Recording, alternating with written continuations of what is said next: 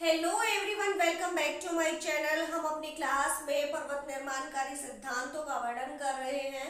तो पर्वत निर्माणकारी सिद्धांतों में जो कि संकुचन से संबंधित सिद्धांत है, दो प्रमुख यहाँ पे ज्योग्राफर्स के द्वारा ली गई थ्योरी ली जाती है। तो पहली है कॉपर और दूसरी यहाँ पे हमारी आती है जेफरीज महोदय का सिद्धांत। तो जो कॉपर महोदय का सिद्धांत है वो हम अपनी क्लास में कर चुके हैं। तो आज की क्लास में हम करेंगे जेफरीज का तापीय संकुचन सिद्धांत। तो देखिए, जेफरीज महोदय क्या कहते हैं। जो हमारे जेफरीज महोदय कहते हैं कि जो पृथ्वी है, पृथ्वी पर विकिरण के कारण जो है हमारी अर्थ ठंडी होती चली जा रही है।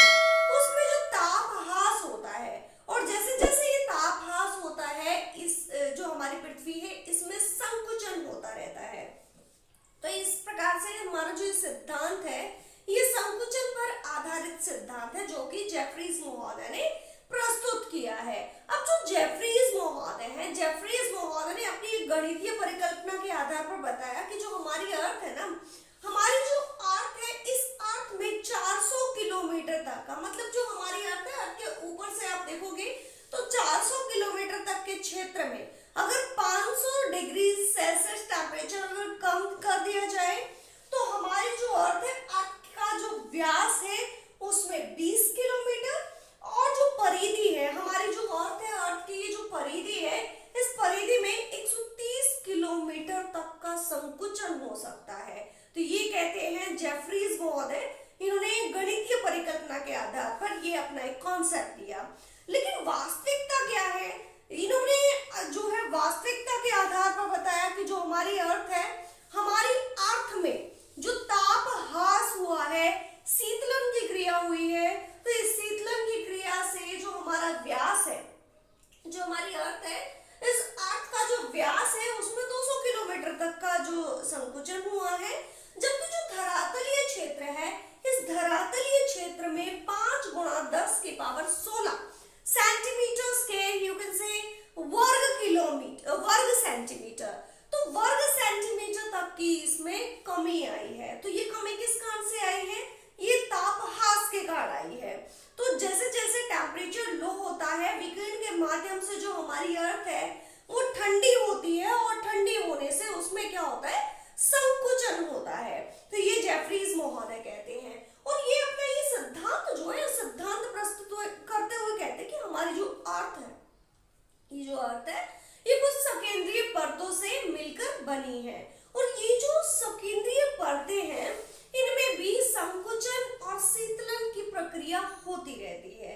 तो ये शीतलन की प्रक्रिया किस तरह से बताते हैं, तो जो हमारे जेफरीज महोदय है ये कहते हैं कि जो हमारी पृथ्वी है ये कुछ सकेंद्रीय परतों से मिलकर बनी है, और इसकी जो ऊपरी परत है, ये ऊपरी परत विकिरण के कारण यहाँ पे तापहास होता है। मतलब ये जो हमारी ऊपरी परत है ये ठंडी होती है, और जैसे जैसे ये ठंडी होती है इसमें सिकुड़न होता है, और सिकुड़न होने के कारण यहाँ पे जो हमारी अर्थ है ना, अर्थ में थोड़ी थोड़ी जो है झुर्रियां पड़ जाएंगी। लेकिन यहाँ पे आप देखोगे जब पहली परत ठंडी हो जाएगी तो दूसरी परत ठंडी होना शुरू होगी। ये जो ऊपरी परत है ये एक लिमिट तक ही ठंडी होती है, एक लिमिट तक ही इसमें संकुचन होता है, ठीक है। फिर हमारी जो निचली परत है, फिर निचली परत जो हमारी है वो ठंडी होती है। अब देखिए, जो हमारी ऊपरी परत है और निचली परत है, इन दोनों के बीच में जेफरीज महोदय ने तनावहीन क्षेत्र बताया है, ये तनावहीन स्तर बताया है।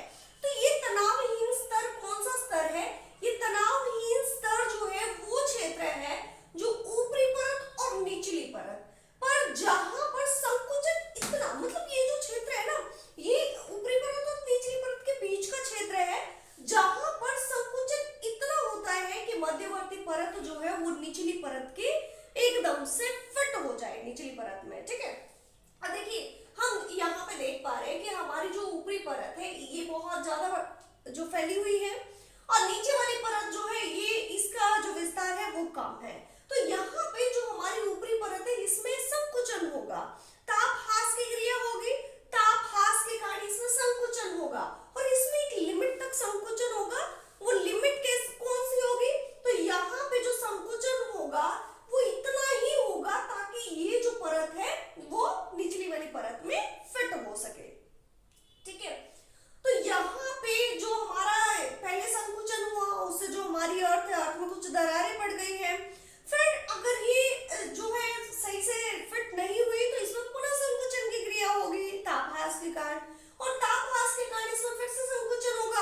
हमारी जो अर्थ है उसमें सिकुड़न की प्रक्रिया होगी, और इसमें सिकुड़न होगा तो यहाँ पे जो हमारे वलन है वलन बढ़ जाएगा। ठीक है, अब फिर हमारी जो निचली परत है, निचली परत में तापहास की क्रिया होगी। अब ये निचली परत में भी देखिए, यहाँ पे जो निचली परत है, इस निचली परत में भी यहाँ पे संकुचन होगा, और जब निचली परत में संकुचन होगा तो ऊपर वाली परत को फिर से सिकुड़ना पड़ेगा, तो ऊपर वाली जो परत है वो फिर से सिकुड़ेगी, और यहाँ पे जो हमारे वलित पर्वत है वो निकल कर सामने आएंगे। अब देखिए जो हमारा केंद्रीय भाग है, इस केंद्रीय भाग से जो हमारी ऊपरी परत है ये इसका विस्तार ज्यादा है, तो इसको भी यहाँ पे सिकुड़ना पड़ेगा। लेकिन यहाँ पे तनावहीन क्षेत्र का भी जिक्र किया है इन्होंने। तनावहीन क्षेत्र मतलब वो क्षेत्र जहाँ पे जो ऊपरी परत है निचली परत में एकदम से फिट हो जाए। तो लेकिन ये जो संकुचन की प्रक्रिया है ये हमारे जो अर्थ है इसमें कुछ 1 किलोमीटर तक ही होती है, उससे नीचे का क्षेत्र जो है ये संकुचन की क्रिया से अप्रभावित होता है। तो अप्रभावित कैसे होगा? देखिए जो हमारी अर्थ है इसकी ऊपरी परत है, फिर ये दूसरी परत आई, तो जो हमारी ऊपरी परत है और निचली परत है इन दोनों के बीच का क्षेत्र तनावहीन क्षेत्र है। फिर जो हमारी यहाँ पे जो परत आई और इससे नीचे वाली जो परत आई इसके बीच का क्षेत्र भी तनावहीन क्षेत्र है। लेकिन जो जेफरीज महोदय ना, जेफरीज महोदय कहते हैं कि जो हमारा धरातल है, इस धरातल से 700 किलोमीटर तक का जो क्षेत्र है वहां तक ही तापहास के कारण संकुचन की क्रिया देखी जाएगी। और 700 किलोमीटर से जब आप नीचे की तरफ जाओगे, केंद्र की तरफ जाते जाओगे, तो यहाँ पे हमारा जो संकुचन है वो अर्थ में नहीं होता है। ये जो क्षेत्र है इसमें शीतलन के कारण संकुचन नहीं होगा, और ये जो क्षेत्र है ये हमारा अप्रभावी क्षेत्र होता है। तो यहाँ पे जेफरीज महोदय कहते हैं कि कुछ एक लिमिट तक ही, कुछ एक जो गहराई है वहां तक ही संकुचन होता है, उसके बाद जो संकुचन है वो नहीं होता है। और ये जो संकुचन हुआ तो यहाँ पे भी हमारी जो चट्टाने है ना, चट्टानों का प्रभाव भी यहाँ पे देखने को मिलता है। अब देखिए जो हमारे वलित पर्वत बनेंगे तो उसमें चट्टानी स्वभाव बहुत ज्यादा इंपॉर्टेंट रोल प्ले करता है। किस तरह से? देखिए जो हमारी चट्टाने हैं, अगर चट्टाने हमारी कोमल है, ठीक है, जो हमारा तलछटनी शेप है या इस तरह से हमारी जो कोमल चट्टाने हैं, तो कोमल चट्टाने हैं तो यहाँ पे वलन की जो प्रक्रिया है, ये जो हमारे वलित पर्वत है वो क्या होंगे? ज्यादा निर्मित होंगे। अगर यहाँ पे चट्टाने जो है ना, चट्टानों में अगर आप देखोगे कठोर चट्टाने हैं, तो कठोर चट्टाने होंगी तो उसमें वलन की प्रक्रिया बहुत जो है ज्यादा प्रभावी नहीं रहेगी, तो यहाँ पे भ्रंशन की क्रिया होती है। ठीक है, तो यहाँ पे जो वलन है और भ्रंश की क्रिया होती है। देखिए अब यहाँ पे देखिए जो ऊपरी परत है और निचली परत है इनमें सिकुड़न हुआ। जब इनमें सिकुड़न होता है तो संपीड़न और तनाव दोनों ही बल यहाँ पे काम करेंगे। तो संपीड़न बल काम करेगा तो जो हमारे वलित पर्वत है वो निकल के आएंगे, और तनाव की स्थिति में भ्रंशन यहाँ पे हो जाएगा, कुछ हिस्सा जो है वो नीचे धंस जाएगा और कुछ ऊपर की तरफ उड़ जाएगा। ठीक है, तो ये कहते हैं हमारे जेफरीज महोदय। अब जेफरीज महोदय ने अपना एक यहाँ पे जो हमारे एंडीज और रॉकीज पर्वत है इनको भी क्लैरिफाई करने की कोशिश की। तो इन्होंने कहा कि जो शीतलन क्रिया है वो महासागरों में ज्यादा होती है। इसके कंपैरिजन में आप देखोगे तो महाद्वीपीय जो भाग है वहां पे शीतलन की प्रक्रिया जो है वो कम होती है। अब देखिए जो शीतलन की क्रिया महासागरों में हुई तो महासागरों में शीतलन की क्रिया ज्यादा हुई, तो ज्यादा होगी तो वहां संकुचन ज्यादा होगा, और जब यहाँ पे महासागरीय भाग में संकुचन ज्यादा होगा तो ज्यादा प्रेशर किस पे पड़ेगा? महाद्वीपों पर पड़ेगा, और जब महाद्वीपों पे ज्यादा प्रेशर पड़ेगा तो हमारे जो महाद्वीपीय किनारे हैं इनके समानांतर जो यहाँ पे जो पर्वत श्रृंखलाएं हैं वो ऊपर की तरफ निकली हुई दिखाई देंगी। इसका सबसे बड़ा एग्जाम्पल इन्होंने दिया रॉकीज और एंडीज पर्वत, क्योंकि जो हमारे रॉकीज और एंडीज पर्वत है यहाँ पे जो हमारे महाद्वीप है और महाद्वीपों से इधर महासागरीय भाग है, तो यहाँ पे जो महासागरीय भाग है ना, ये महासागरीय भाग में शीतलन की क्रिया ज्यादा होगी, और इधर महाद्वीपीय हिस्सा है वो बहुत जल्दी शीतल नहीं हो पाता है। तो यहाँ पे प्रेशर जो है हमारे महाद्वीपीय हिस्सों पे पड़ेगा और महाद्वीपीय हिस्सों पे जो प्रेशर पड़ा इसके कारण से हमारे जो एंडीज और रॉकीज पर्वत है इनका निर्माण होता है। तो ये कहते हैं जेफरीज महोदय। और जो जेफरीज महोदय कहते हैं ये कहते हैं कि जब तनाव और दबाव की क्रिया जब ज्यादा होती है तो वलन और भ्रंश की क्रिया होती है और वलन और भ्रंश होने से पर्वत निर्माण होता है।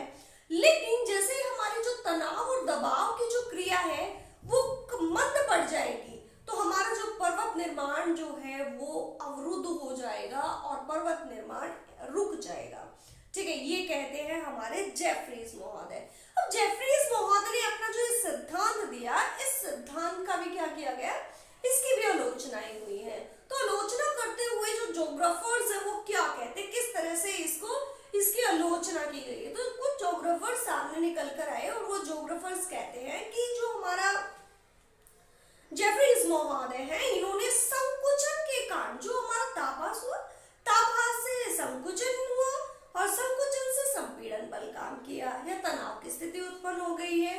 तो कहते हैं कि ये जो यहाँ पे जो बल इन्होंने बताया है ये पर्वत निर्माण के लिए जो है पर्याप्त बल नहीं है। ठीक है, दूसरा कहते हैं कि जो हमारा यहाँ पे पृथ्वी की जो सकेंद्रीय परतें बताई है, तो ये जो सकेंद्रीय परतें हैं कि परत के रूप में जो शीतलन होता है, ये जो कल्पना इन्होंने की है, कल्पना इन्होंने प्रस्तुत की है, ये एकदम से भ्रामक है, ऐसा नहीं हो सकता है। तीसरा जो है यहाँ पे इनकी आलोचना करते हुए कहा गया कि यहाँ जो हमारा इन्होंने कहा कि जो महासागरीय हिस्सा है, ये जो महासागरीय भाग है यहाँ पे शीतलन बहुत ज्यादा होता है, जबकि महाद्वीपीय हिस्सा है यहाँ पे शीतलन की जो प्रक्रिया है वो कम होती है जिससे प्रेशर पड़ता है और महाद्वीपों के समानांतर जो पर्वत श्रृंखलाएं जो है वो निकल के सामने आती है। लेकिन ज्योग्राफर्स कहते हैं, इसकी आलोचना करते हुए कहते हैं कि यहाँ पे जो हमारे एल्पस पर्वत है, अल्पाइन पर्वत है और इसके अंदर आप देखोगे हिमालय पर्वत जो है वो महाद्वीपों के समानांतर ना होगी, एकदम से विपरीत दिशा में है, तो उनका निर्माण किस प्रकार से हुआ होगा। और यहाँ पे जो है चौथी बात ये कही गई है कि 20 करोड़ वर्ष पूर्व कि क्या जो हमारी पृथ्वी में इतना संकुचन हो गया होगा कि एक वलित पर्वत निकल के सामने आ गया। लास्ट जो है इनकी आलोचना इस कारण से भी हुई है कि यहाँ पे जो हमारी पृथ्वी है, पृथ्वी में जो वलन पड़ा है, उस वलन के कारण जो हमारा पृथ्वी में जो संकुचन हुआ, इस संकुचन के कारण जो इतने बड़े बड़े विशाल गगनचुंबी जो पर्वत श्रृंखलाएं हैं उनका निर्माण नहीं हो सकता है। यहाँ पे इतने वलन के कारण जो इतने संकुचन है, इतने संकुचन के कारण छोटे छोटे वलन जो है वो हमारी अर्थ के अंदर देखे जा सकते हैं। तो इस आधार पर भी जो हमारे जेफरीज महोदय हैं इनके सिद्धांत की आलोचना की गई है। तो जेफरीज महोदय ने अपना ये सिद्धांत प्रस्तुत करते हुए मुख्य जो भूमिका बताई थी वो तापहास के साथ साथ पृथ्वी की जो परतें हैं उनके शीतल होने की प्रक्रिया इन्होंने बताई है कि जिस प्रकार से तापहास होता है तो हमारी जो अर्थ है उसमें सिकुड़न होती है और जब ये सिकुड़न होती है तो संपीड़न बल और तनाव बल काम करता है, तनाव की स्थिति उत्पन्न होती है और हमारे जो वलित पर्वत है वो बनते हैं। और इन्होंने इसी के साथ साथ जो है यहाँ पे दो परतों के बीच का एक क्षेत्र को भी परिभाषित करने की कोशिश की है जिसको इन्होंने नाम दिया है तनावहीन क्षेत्र। तो अगर आप मेरी ये वीडियो देख रहे हैं तो आपको अच्छे से समझ आ जाता है तो आप यहाँ पे मेरे चैनल को सब्सक्राइब